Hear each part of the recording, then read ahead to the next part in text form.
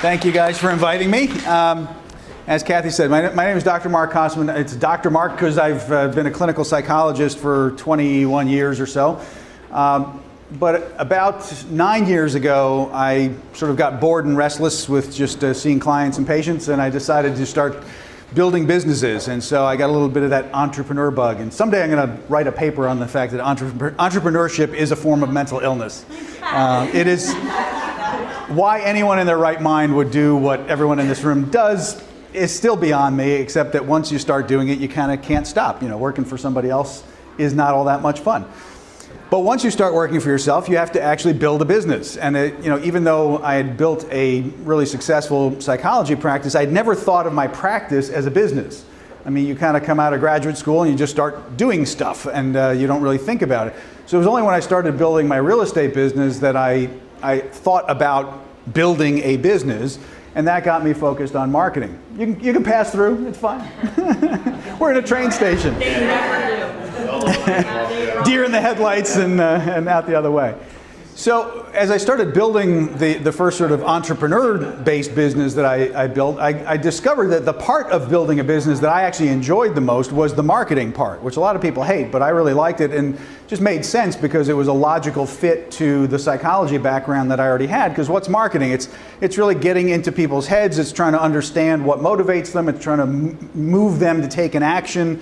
It's really all of our businesses are essentially about trying to help people solve problems. And so it all started to kind of click together. So it took me several years to wind down the real estate business, and while I was winding that down, I was winding up a marketing business together with a business partner that I met at a MeetUp, basically.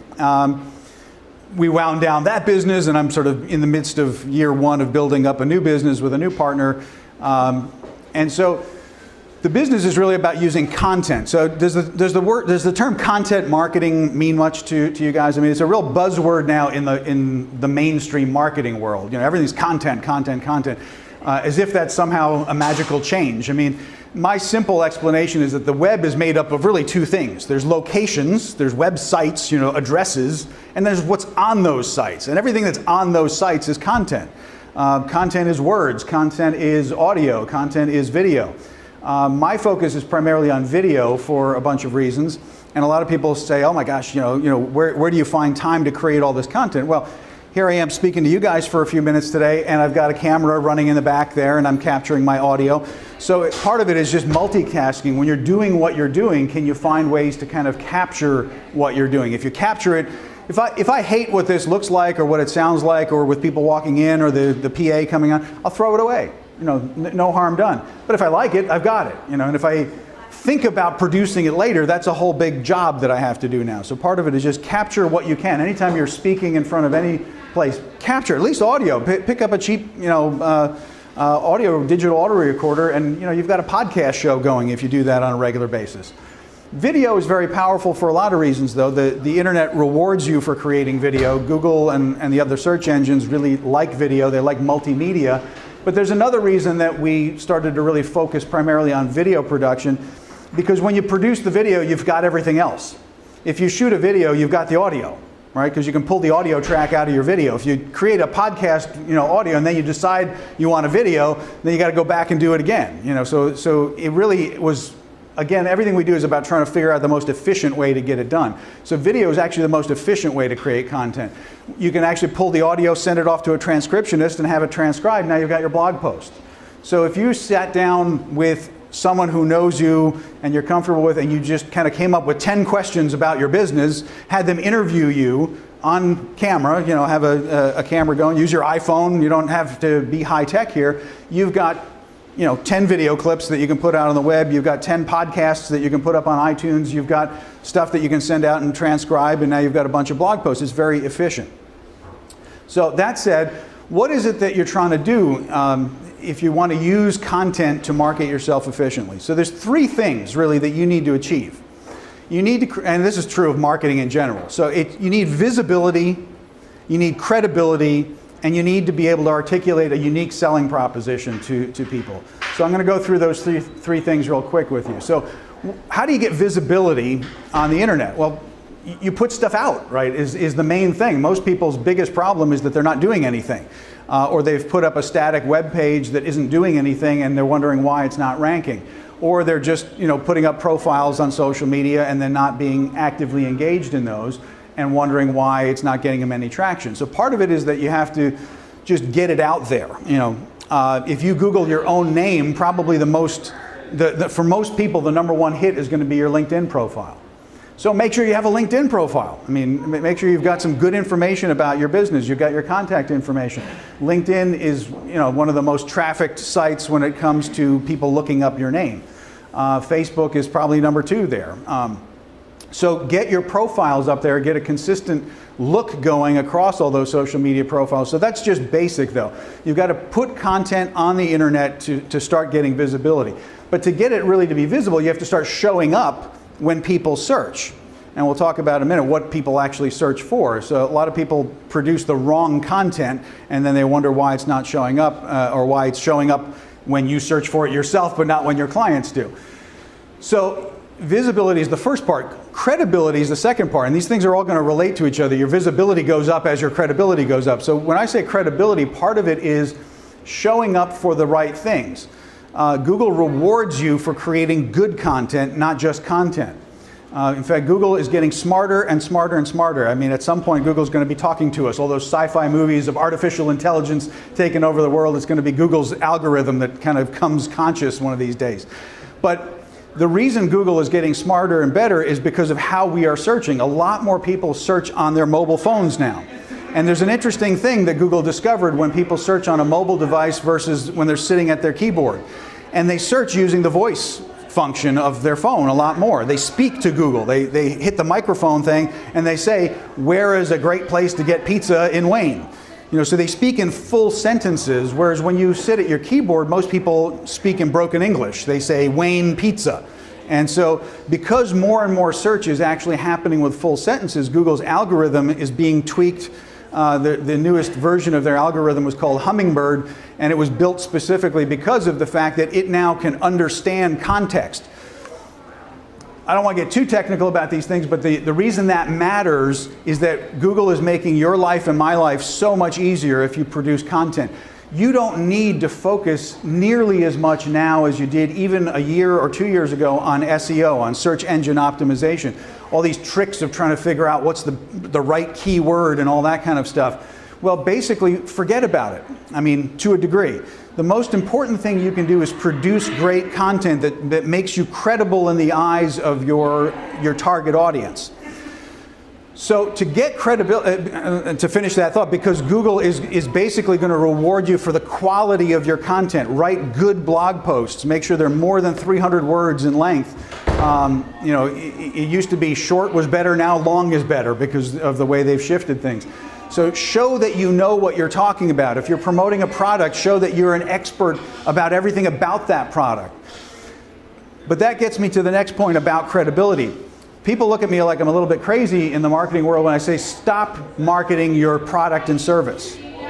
If you market your product and service, you're making a huge mistake, when it comes to getting credibility and visibility on the web. Let me explain what I mean by that. It's all about where you're trying to build the relationship with the person on the web. If you're building content around your product or your service, you're entering the mind of the person searching at the point that they're shopping. Shopping is the worst time for you to get on the mind of your client, because when we shop, we are in a very interesting mindset. We're looking for cost. We want a bargain. We want convenience. We want cheap deal. We want a bargain, right? Do you want to be a bargain? Do you want to be a cheap deal?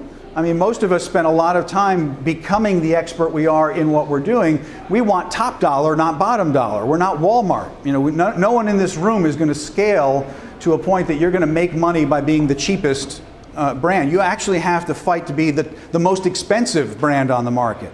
And that's actually easier than being the cheapest brand on the market. But it involves building your content at a different point in the mindset of the person you're trying to reach. You want to reach them when they're doing research, not when they're shopping. Everyone in this room is in that same boat. We're all small businesses. We're all people who don't have multi-million-dollar marketing budgets. So you need the biggest bang for your buck for the time, energy, and resources you invest in your marketing. You want to build a relationship with the person who finds you on the web. And when they're in research mode, you can create content that teaches people about what you do and about your product and about your service and about the value to them, but you're not trying to sell it to them. You're trying to sell yourself as an expert, not sell the product. If you're trying to sell the product, then you're back into catching that person when they're in shopping mode. I promise you, you're going to lose out to somebody who's bigger than you are, who can offer what you offer cheaper.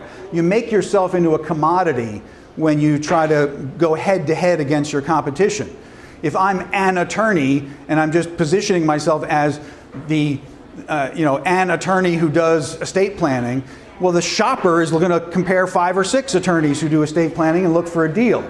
If I'm catching you in research mode and I've built my content around the problems that I solve, then I have a chance to build a relationship with the person who's reading the blog post, who's watching the video clips, who's listening to the podcast. Well, guess what happens then psychologically? They're bonded to you in a way that's different than advertising. You are in their mind. You are their trusted advisor. You're the one that taught them how to shop for the thing that you're then going to show them is there, so you are going to show them that there's a product or a service tied to the content, but you're not pushing that. It's an afterthought. I'm going to teach you the 5 most important things about fuel efficiency for your car that you didn't know about. I'm not even going to mention the product. In fact, with many of these companies, you'll get in trouble if you mention the product and you're building your own website. A lot of people who are repping a company say, well, I can't even do any of this content marketing. My company won't let me. Nonsense. Your company can't stop you from being an expert in what you do. They can stop you from mentioning the product on your blog site, and rightly so. They're trying to protect their brand. You want to build your personal brand. You want to be the local expert in fuel efficiency without ever mentioning the company. Later, you can link back to your company and say, by the way, if you're interested in a specific product, give me a call or click this other link. And then you take them over to the company website. You're totally in compliance. You're not doing anything that violates any of the stuff that gets you in trouble with who you're repping, because you're not repping them on your blog site. You're repping you. You're repping you, and you're building a depth of content. So to build that credibility is all about figuring out what are the core problem areas that your ideal client has. So you have to stop thinking in terms of product and service. But for most of us, you have to start there and break it back down. Most of us know too much about what we're doing already. So we sort of think in jargon, we speak in jargon. We don't necessarily think the way our client that's going to shop for our product or service does. So you got to get back to their mindset and say, okay, if I break this down, if I break this product down to what is the problem? Because people, again, go online to research problems. They don't typically research products. If they are, they're already in shopping mode. Too late. You want to catch them earlier than that. So you want to basically say, you want to make a list of all your products and services and say, why is this helpful to the person I want to sell it to? Why is this good for them? And as you start to answer that question for yourself, you're getting to the benefits that underlie your product or service. Benefits are one step closer to where you really want to be, which is the problem. So then you have to ask yourself, why is this benefit beneficial? Benefits are beneficial because they solve a problem. Again, none of us could be in a business that people would pay us money for if ultimately there wasn't a problem that you were solving. There's something painful going on in this person's life that by using your product or service, you're making better. I don't care what it is, it's all reducible to that. There's always some kind of problem that has to get solved. If there isn't, no one would pay you money. Why would they bother? You wouldn't have a business. So you've got to figure out what those core problem areas are and make that list, because that's what you build content around, is core problem areas, not products and services. If you're doing products and services, you're being lazy basically, and you're going to be punished by shoppers. Shoppers will punish you. They want a deal. I don't want to be anybody's bargain. I want to be the most expensive person in my market, not the cheapest person in my market. So in our business, working with our clients, we developed a system for creating content that I'm going to go over with you real quick. I want to be conscious of time. So So I'm going to go over it real quick with you, and I'm going to tell you how you can get much more information absolutely free. We have a whole workbook that we're giving away. If you're interested in creating content and you want to use the tool that we use with our clients, we're happy to give it to you, because there's actually very few clients that we can actually work with. The work I do is very labor intensive and time consuming. So there's a small number that I can work with. The rest we kind of give it away. So the system we came up with, we call it the iDAP system for content mapping. So iDAP is an acronym that stands, I'll tell you real quick and then I'll tell you slow. iDAP stands for Identify, Define, Articulate, and Package. So the first step is identify. In the identify step, what you're trying to identify are these core problem areas. So in the iDAP workbook, we have a series of worksheets that help you break your product or service down into benefits and then down into core problem areas. The bigger and badder the problem, the more you want to prioritize that as what you create blog posts and video and podcasts about. Because if it's painful and big and expensive to your client, they're going to be willing to, be motivated to pay for your product or service. So the I step is about identifying these core problem areas and saying, okay, that's what I'm going to focus on. Those are my big topics. Those are my big headings for what I'm going to create content around. The D stands for define. So what you're trying to define is the ideal future outcome of each of these core problem areas. Imagine you were sitting down with your perfect client for coffee, and you were talking to them about this problem that you've gotten their attention about, and so you want to start by painting a picture of the future for them. So what would your life look like if you didn't have this problem? If I could take this problem away from you, I'm not even going to tell you how we're going to do that, because that would be talking about products and services again. First, I want to whet your appetite with the vision, the dream, the ideal destination. So we call that the ideal future outcome, and that's what you're defining. So you're taking each of your core problem areas and saying, what does this person's life look like if I could take this away? Will they be more beautiful? Will they be richer? Will they have more time? Will they have more clients? Will they have more fuel efficiency? Will they pay less at the pump? You want to paint a vivid picture of that ideal future outcome. The A step stands for articulate. So what you're going to do now is teach the person how to get from the core problem area to the ideal future outcome that you've defined. So you're going to try to break that down into a couple of major milestones. We recommend 4. I won't really get into why 4. We don't have time for all that, but it's in the workbook if this appeals to you and you want to try working this way. But you're going to try and break the process, the journey from problem to solution into the 4 major chunks along the way, and help that person understand how to get there. This is how you build your credibility. If you're going to build a series of video clips or a series of blog posts about this journey, hey, my ideal client, do you have this painful problem area? Do you realize how great your life could be if we took it away? Here's how we get there. Step 1, you talk about step 1. Step 2, we talk about step 2. So you're going to step by step show them that you are the person who has the solution. And by doing that, you're becoming their trusted advisor. You're saying, okay, this person really knows how to solve this problem. I like that. Hopefully they like you along the way as well too, and they start to know, like, and trust you as you teach them the solutions, right? So then the P step is for package. You need to wrap all this together now and figure out, how am I going to get it where they can find it? How am I going to, what form of content am I going to create? Am I going to do podcasts? Am I going to do blog posts? Am I building a blog? Am I going to be doing social media posting? We recommend all of the above, because if you use a system, it's really easy to do all of the above. If you do it one thing at a time, it's really kind of annoying and time consuming, and people are overwhelmed by all this social media stuff. So the packaging is about figuring out what form you're going to create. If you're using our iDAP workbook, it's going to package it for you, essentially, by going through step by step. What you're really, the end product that the workbook produces for you is a script, essentially. It's a script of a month's worth of content that you've generated. Maybe you're going to spend about 2 hours a month if you use the iDAP system. That's about what we are doing with most of our clients. We spend about 2 hours a month helping them develop content, and we spend about 90 minutes a month creating the content.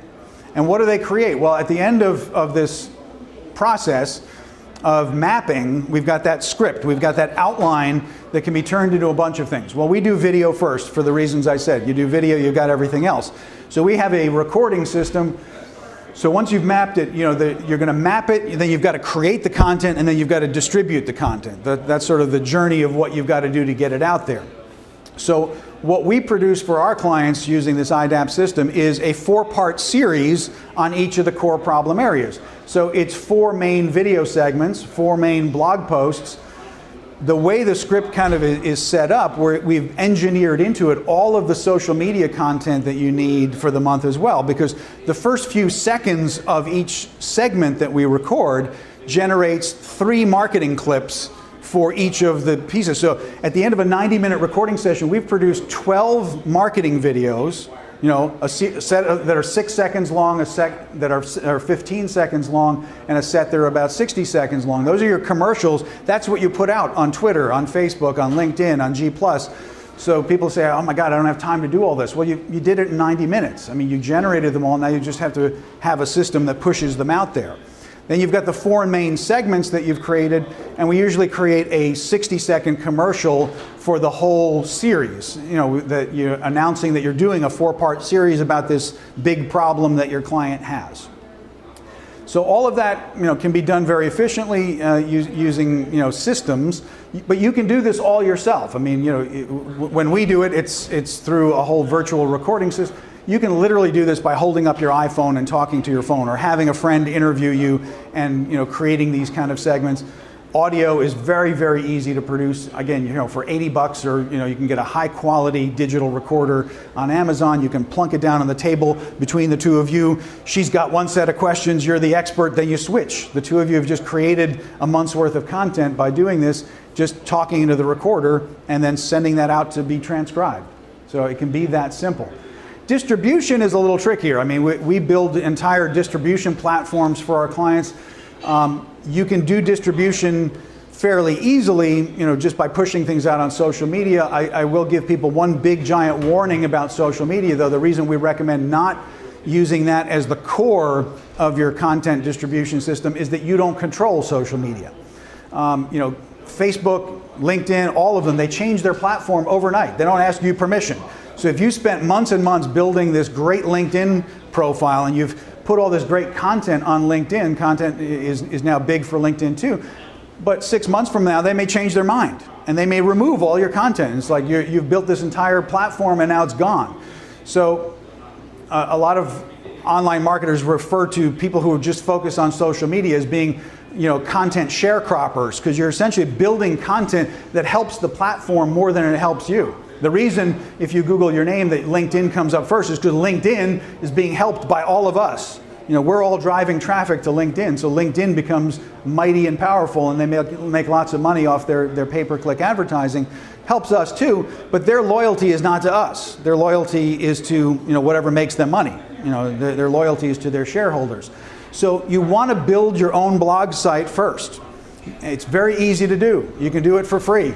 At the very least, you want to go and grab a WordPress site on WordPress, but even that is sort of sharecropping on there. So download WordPress onto your own account. You can just basically go to YouTube and say, how do I set up my WordPress blog site? You'll find a gazillion free tutorials. It's not hard to do, but you want to control the first place that you're publishing your content to. You went through all this trouble to create it, and you want to now distribute it. You want to own the thing that houses it. From your blog site, you then push it out to social media. And again, that can all be automated. WordPress is a great software system because there are all these little free plugins that you can install into your WordPress blog site. When we publish something for our client to their what we call it their mission control site, because you launch it from there. It's like NASA's mission control. So you publish your blog post and it will automatically push it out to all of your social media sites for you. You didn't have to do anything. It automatically, the minute you published it on your blog post, it's on Facebook, it's on LinkedIn, it's on Twitter, it's on G+. All of that is through building these automated systems into the platform. So that can be done so that you're focused on being as efficient as you possibly can.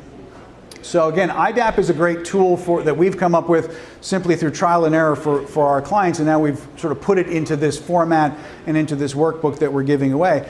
If that's of interest to you guys, like I said, absolutely free. The way to get that is to go to one of our websites, which is the Professional Practice Builder Society. The site is ppbsociety.com. So PPB for Professional Practice Builders Society.com. And when you go to that site, there's a little button there that says, claim my free membership. When you claim your free membership, you'll have access to webcasts that we do every month where we train people on how to use the iDAP system, and you'll have the ability to download a PDF version of the iDAP workbook that has all the worksheets, walks you through step by step how to create content using this format. And like I said, there's no strings attached. I mean, it's just there. You can log in anytime with your free membership each month. The next live webcast we're doing is on Wednesday, I think November 5th is a Wednesday. Yeah. Actually, that's coming up soon. Guess we better get that ready. Yeah, it's actually next Wednesday, day after Election Day. Make sure you vote on Tuesday and come to get your free membership on Wednesday.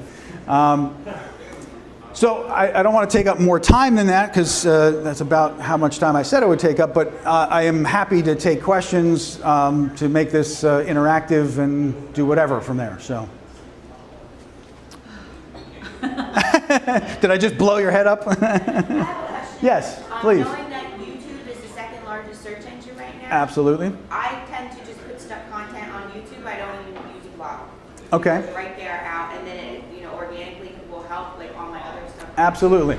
Now, again, the danger is, of course, that YouTube can change the way it indexes things, so there's nothing wrong with using any of these social media platforms. YouTube, I put everything on YouTube as well. I mean, why would you not? I mean, as you said, there are 1 billion unique visitors a month to YouTube. That is 1 out of every 7 people on the planet shows up on YouTube uniquely at least once a month. That's not repeat visitors. There's a lot of traffic there.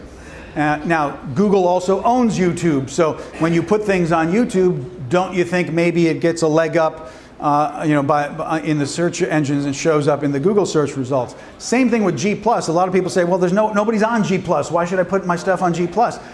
Google owns G+. Don't you think that they might preferentially rank a listing on G+ over Facebook, who is their big rival? You don't think their algorithm might be suppressing Facebook a little bit and boosting, G+ a little bit. Again, it costs you nothing to put it on both, so why wouldn't you put it on both? So absolutely put it on YouTube. Make sure that you spend some time learning how to properly optimize things on YouTube. There's some tricks to that even things like the name of the file that you upload, not just the title, but change before you upload the video file, make sure you change the name of it on your computer before you upload, because that actually gets indexed. So use your keywords right in the file, then also put it in the title. I do the exact same thing, right? It should match the title, should match. It doesn't have to match 100%, but you want to use the same keywords. It doesn't have to match word for word, but the keywords you want to have in there. Make sure you use the tags to actually tag some of those keywords. Make sure you use that description field. That you have 5,000 characters available to you in the description field, all of which gets indexed. Write your entire blog post in there, transcribe the thing and upload it into the closed captioning. That's another thing people can do. You can upload your own closed caption file with a transcript of your video if you get it transcribed and get the right words in there. And the other thing is, whatever your website is that you want people to go, make sure that's the first thing in the description field and that it's a live link.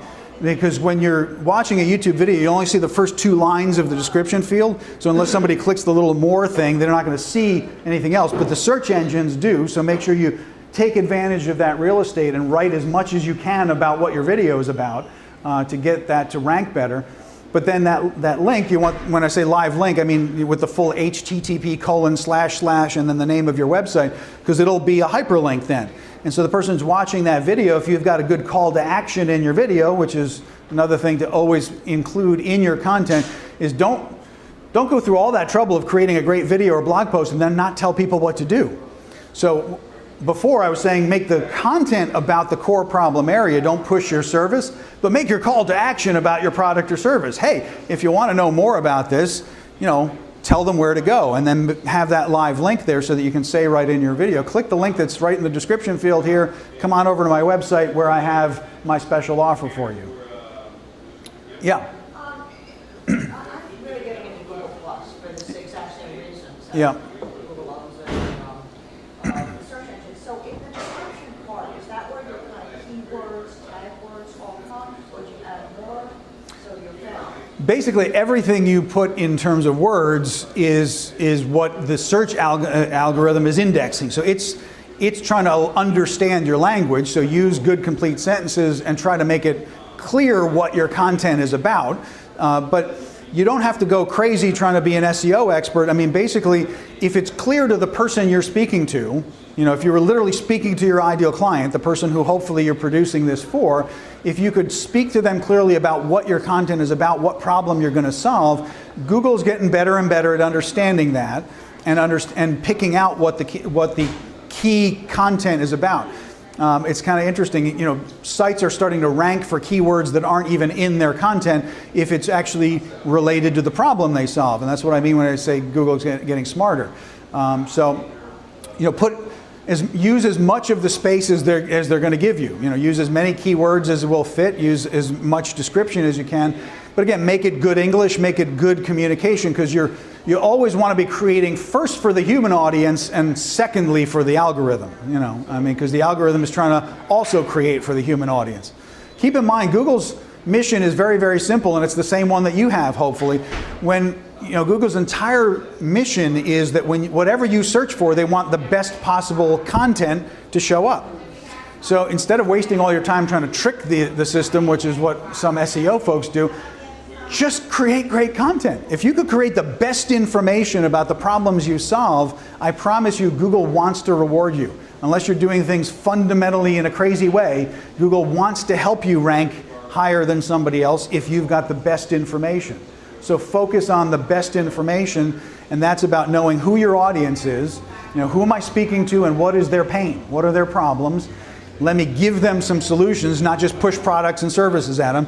Spend the time teaching them that you've got the expertise to solve the problem, and then tell them why this is the right product or service for them, why you're recommending it to them.